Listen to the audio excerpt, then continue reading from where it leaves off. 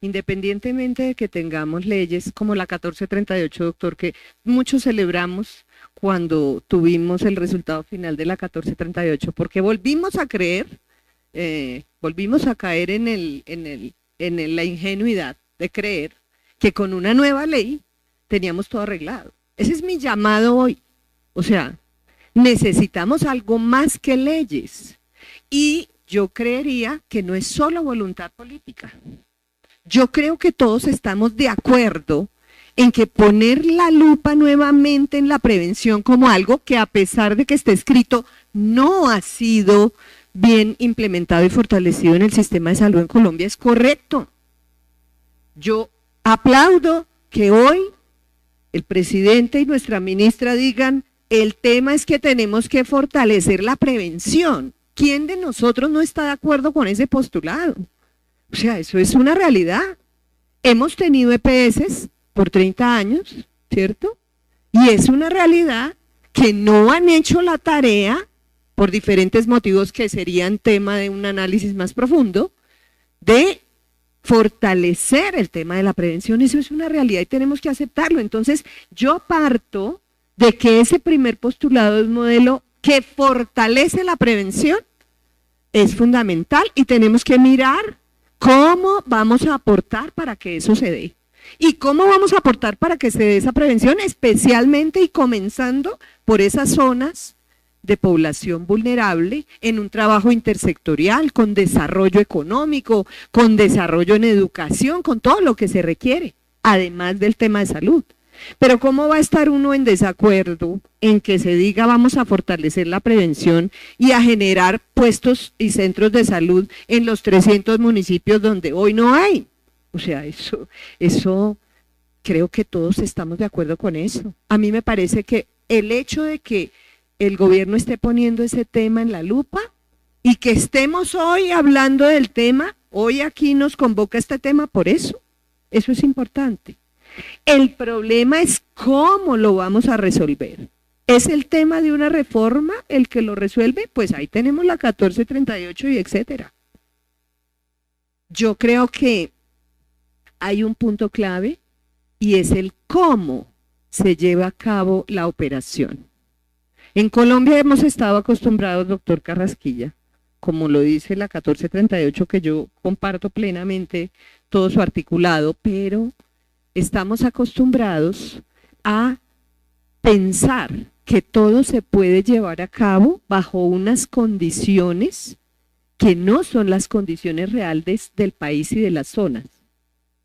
Me refiero, hablamos del sistema de información. Yo me alegro de que el gobierno nacional y la ministra estén diciendo necesitamos fortalecer un sistema de información único en salud, pero estamos de acuerdo con eso, ¿cierto?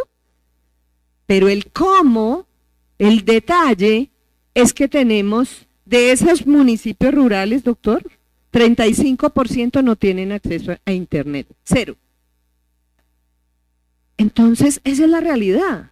Si no solucionamos ese cómo, ese pedacito solamente para dar ese ejemplo, pues se plantea en la ley un sistema de información, etcétera, etcétera, incluso pueden estar hasta los recursos.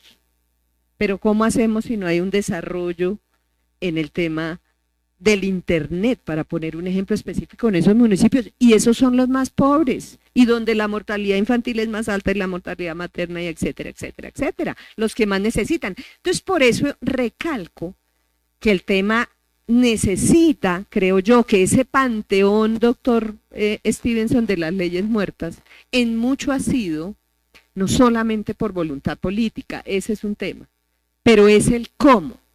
Es el cómo lo hacemos y el cómo lo hacemos con diferenciación de acuerdo a las realidades de nuestros territorios. Entonces yo estoy de acuerdo con el tema preventivo, con resaltarlo, con el sistema de información, con que el gobierno nacional rescate la rectoría del sistema de salud.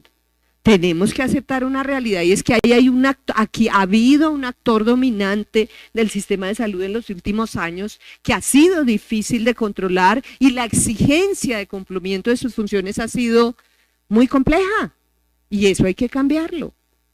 Eso es una realidad, pero ¿cómo lo vamos a hacer? Entonces yo quisiera saber, más allá del lanzamiento de los 1.007 equipos que comenzaron a funcionar, 213 ya venían funcionando, doctor Germán, y eso es un tema importante. Lo recalco, lo dijo la ministra, 203 equipos de atención primaria en salud que se presentaron ese día ya venían trabajando en diferentes zonas del país. Está, por ejemplo, ustedes vieron un tema de Magdalena con médico a su casa, hacen atención médica en la casa en ciertas poblaciones. Es decir, que para responderle un poquito a la segunda pregunta, ahí hay una experiencia en donde hay atención primaria en salud en el actual sistema y no ha habido reforma. Eso también sería interesante conocer esos 203 equipos que han venido trabajando, cuáles son sus resultados. Deberíamos saberlo, si están unificados y utilizando una sola estrategia o no. Entonces, yo creo que hay que resaltar ese poner en el centro del asunto un tema que no está resuelto en Colombia, a pesar de que está en las leyes, pero el tema es el cómo. Quisiera entonces saber cómo, qué es lo que vamos a prevenir. Cuando hablamos de un modelo preventivo y predictivo, yo pregunto, ¿qué vamos a prevenir? ¿Todo? ¿Unas prioridades? ¿Hay unos temas específicos? ¿Cuáles son las metas? ¿Cuál es la estrategia por la cual lo vamos a llevar a cabo? ¿Quiénes son los actores que van a participar? ¿Están articulados o no están articulados esos actores? ¿Cómo se garantiza la articulación entre la salud colectiva y la individual? ¿Los equipos de atención primaria están? ¿Tenemos suficiente talento humano para tener 20.000 equipos de atención primaria en salud en Colombia? ¿O cómo es que lo vamos a articular entonces con la formación, que será otro tema, de los médicos? Pero hoy es una realidad que no están. O sea, no podemos sacar hoy 20.000 médicos de los hospitales para llevarlos a atención primaria. Entonces, bueno, ¿cómo se planea hacer eso? ¿Dónde están esos equipos? ¿Cómo se garantiza que tengan estabilidad laboral, doctor Barona, los equipos de atención primaria? Que la gente quiera irse a recorrer el país de casa en casa, que es lo que yo quisiera, por supuesto, pero ¿de dónde los sacamos y cómo hacemos para convencerlos? ¿Cuáles son los incentivos? ¿Cómo están las universidades, doctor Quintero, en posibilidad o no de participar y de que haya una interrelación entre la formación específica del médico y un modelo en donde se fortalezca la parte de prevención? Entonces, miren que hay 1.000 preguntas del cómo que hay que resolver. Y si no resolvemos ese cómo, creo que podemos volver a tener una decepción. Como se trata de que salga con éxito, mi invitación vuelve a ser, ayudemos a resolver el cómo, porque sí necesitamos fortalecer la prevención en salud y necesitamos que la población más vulnerable en Colombia se comience por ahí y luego lleguemos a todos.